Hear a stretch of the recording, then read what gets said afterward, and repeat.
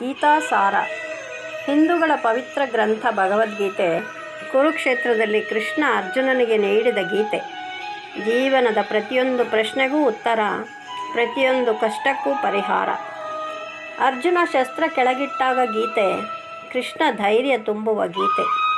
ಲೋಕೋದ್ಧಾರಕ್ಕೆ ಕೊಟ್ಟ ಗೀತಾಮೃತ, ವೇದ ಉಪನಿಷತ್ಗಳ ಸಾರವೇ ಈ ಅಮೃತ.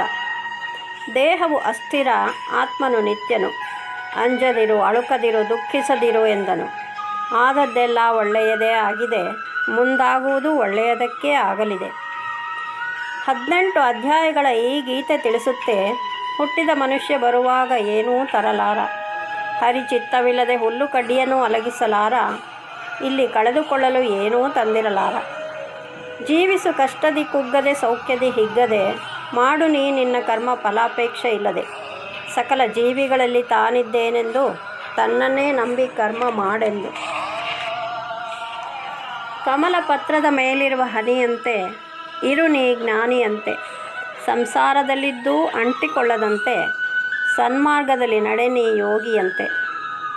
ನೆನ್ನೆ ಬೇರಾರದ್ದೋ ಆಗಿತ್ತು, ನಾಳೆ ಇನ್ಯಾರದ್ದೋ ಆಗಲಿದೆ.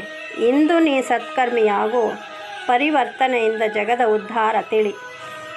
ಸಂಸಾರದಲ್ಲಿ ಸನ್ಯಾಸಿಯಾಗಿರು, ತತ್ವಜ್ಞಾನ ವಿಜ್ಞಾನ ಎಲ್ಲ ತಿಳಿದಿರು.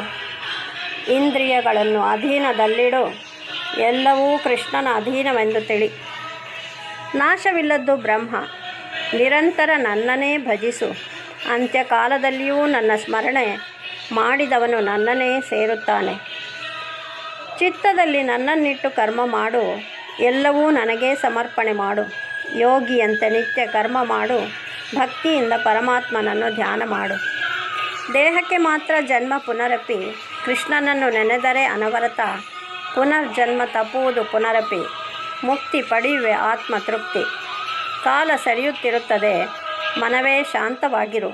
ಹೋಗುವಾಗ ಬರುವಾಗ ಒಂಟಿ, ಯಾರೂ ಜೊತೆಯಾಗಿ ಬರಲ್ಲ ಅಂಟಿ.